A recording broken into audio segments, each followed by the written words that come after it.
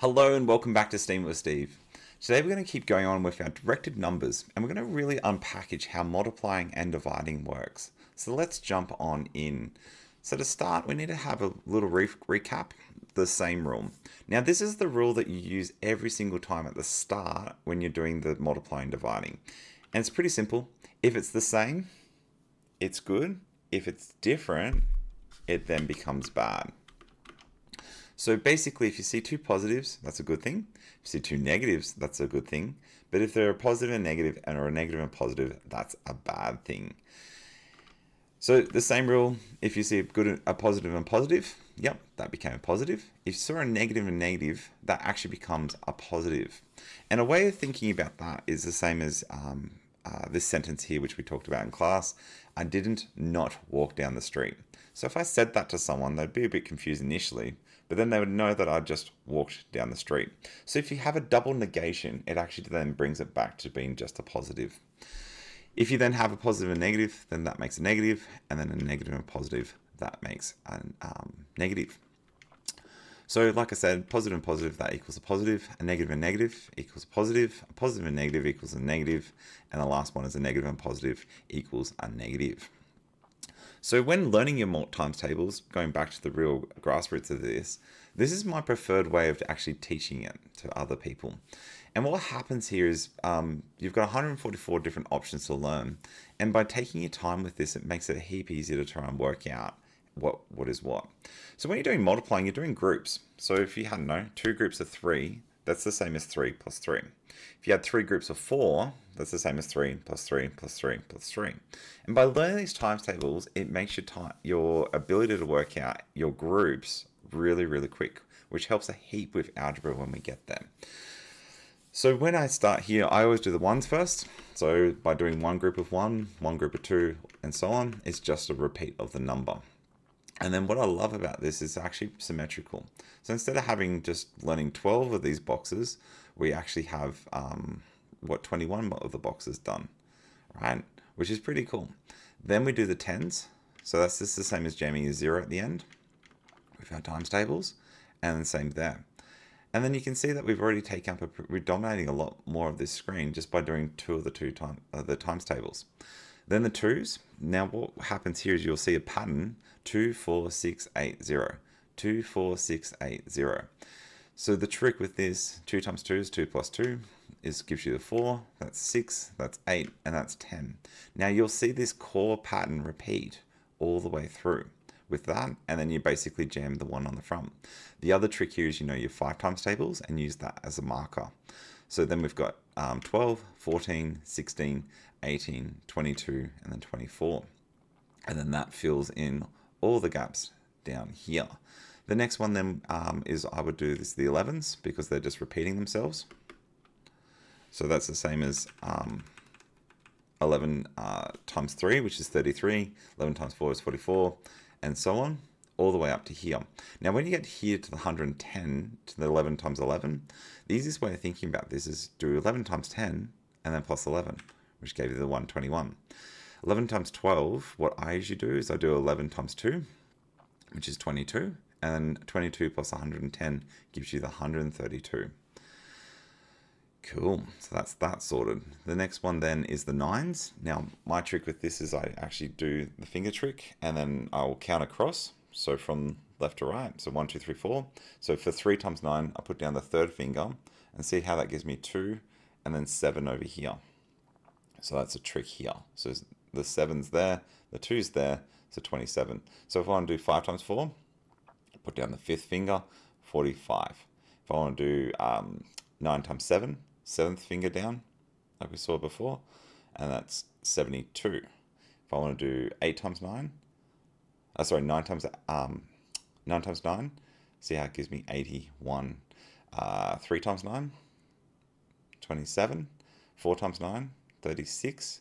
5 times 9, 45. 6 times 9, 54. And so on. Yeah, so that's a really cool trick that you could do here. So 4 times 9, 36, 45. And the other thing that you can notice with your 9 times table is they always add up to 9 as well, all the ones underneath 10.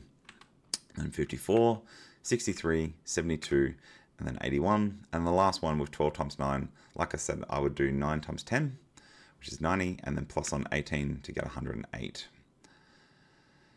The last introductory one that I would do is my 5 times tables. Now this is a bit controversial. Usually people do 3, but I prefer to do the 5s. So with the 5s, you do 5, 10, 15, 20, 25, 30, 35, 40, 45, 50, and so on. Now the trick here when you're trying to recognize what's happening in the pattern, if you did half of 4, you would get a 2, right? See how there's a pattern there? So half of 4 is 2, so that gives you 20. All the even numbers, basically you just halve the number and then add on a 0 at the end. So 10, half of 10 is 5, 50. Half of 12, 60 with a 0 on the end. And then all the odd numbers, basically what I do is I go to the number below it, half that, and then jam a 5 on the end. So if I want to do 3s, I go down to half of 2, which is 1, which is 10, and then put a 5 on the end. If I want to do 7, I would go down to 6, so half of 6 is 3, and then put a 5 on the end. 9, half of 8 is 4, and then put a 5 on the end. And there's this really cool pattern with the 5s where they alternate. So they go 5, 10, 15, 20, 25, 30, and they end in a 0, 5, 0, 5, 0, 5, 0, 5, 0, 5, and that goes on forever. Now, if we look at the screen now, we've only done, 6 of the times tables, but we've taken up most of the answers that you need to know. And that's a pretty cool bit. Now, you have a bit of a Bermuda Triangle here in the middle. That's probably the harder ones. But yeah, if you follow this pattern, it does make it a bit easier. The next step then is I would do the 3s. So 3 times 3 is 9, and then 12. So that's 3 plus 3 plus 3 plus 3. Or another way of thinking about it, that's the same as 6 plus 6. Then from here, if I do 6 times 3, I actually use the 5 times 3 if I'm stuck. So I go from 5 times 3 and then add on 3. Then for 7 times 3, 21, 24, and the last one with 36. Now with the 4s, that's the same as 4 plus 4 plus 4 for 4 times 4. Or we just go from 4 times 3 plus 4, which gives you 16. Then if I do 6 times 4, I would actually do 5 times 4 and then plus on 4, which gave me 24. And same with 7 times 4. I would go from 5 times 4, which is 20, plus 8. Then 8 times 4 is 20, plus 12, which gives you 32. And then up here with the 40, 4 times 8, 12, I would do 4 times 10, which is 40, plus the 8. And then copy that all the way down. Now, when we have to do the 12 times tables, because we've done all this work already, we only have to do 4 more.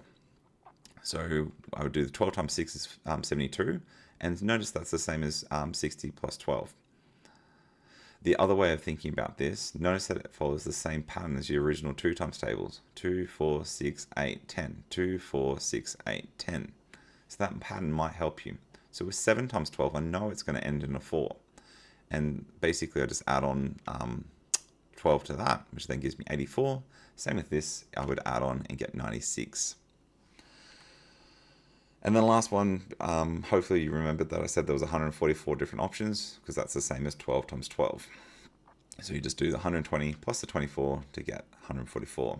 Now you've got a bit of a Bermuda Triangle in the middle here. Now to get that faster, 6 times 5 is 30, so 6 times 6 is 36. And notice that we don't have to learn 9 things off here by heart here. We only need to learn 1, 2, 3, 4, 5, 6, because it's a mirror image. Then we do 6 times 7, so that's the same as 6 times 5 plus 12, which gives you 42. And then 6 eighths, that rhymes, so that's 48. That's another way of remembering it. Now that should give you a mirror down there, and now we're just left with the last 3 that you need to remember. So 7 times 7 is the same as 42 plus the 7, which gives you 49. Then 7 times 8, the easiest way I remember this is 5, 6, 7, 8. So 56 equals 7 times 8. That's a memory trick that you can do. And then the last one, 8 eighths. Well, that's the same as doubling 4 eighths. So 4 eighths are 32, which is here. And if we double that, we get our 64, which is another pattern that we can see happening inside here.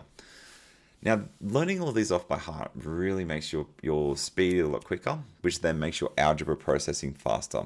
Now, there's a huge argument that you can just use your calculator, which I totally agree with.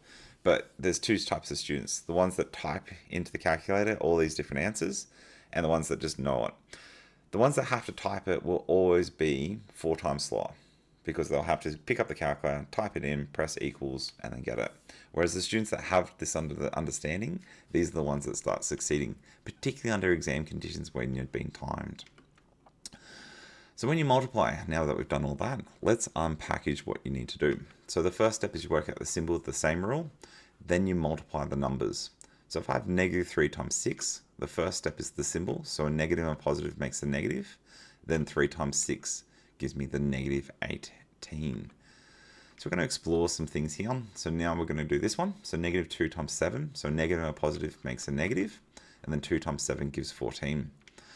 Negative and a positive and negative, that gives you a negative. And then 2 times 3 gives you 6. A negative and negative makes a positive, which then gives you 4 times 8, which is 32. And then we've got a positive and negative, which makes a negative, and then we get -42.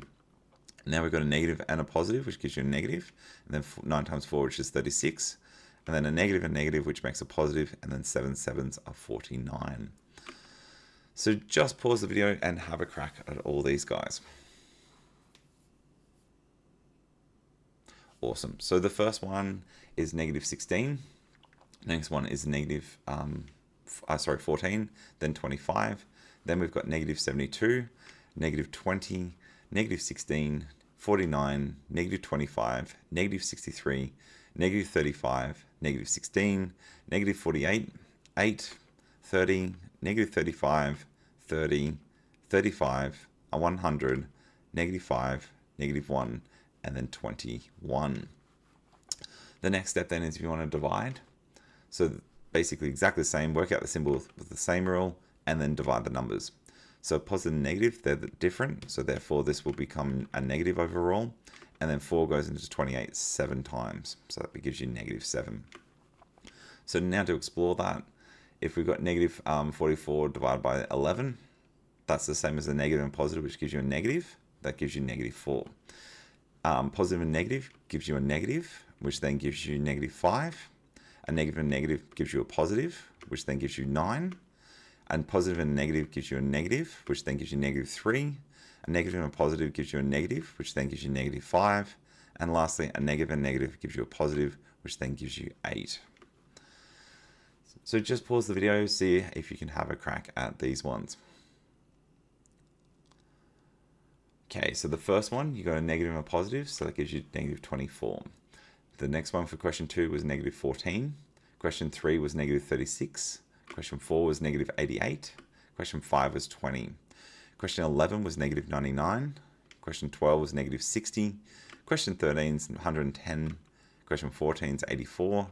Question 15 is -60.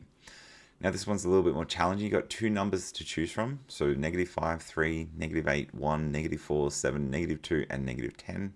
And you need to make each one of those answers. To make -35, straight away we should remember it's got a 7 and 7 fives. So that's a pretty obvious one. So there should be -5 and 7. 32 might be a little bit harder, but you should remember 8 and 4. But in this case it's -8 and -4 because the answer has to be positive. The next one was -10, because it's a negative, one of these numbers has to be negative. So we can't use the -5 and the -2, but we could use the 1 and the -10. Question 4, we got -56, so 7 eighths are 56, so we got -8 and 7. 50, we could use the -5 and the -10. And then 10, we could use the -5 and -2. If we wanted to find 4 different ways to use using the above numbers to complete those equations, well, it's pretty much going to be 5 times 4 and 2 times 10. So we've got -5 times -4. Then we've got -10 times -2. Now, this is where people got stuck. If you think about it, you just change the order. So you can do -4 times -5, and that also equals 20.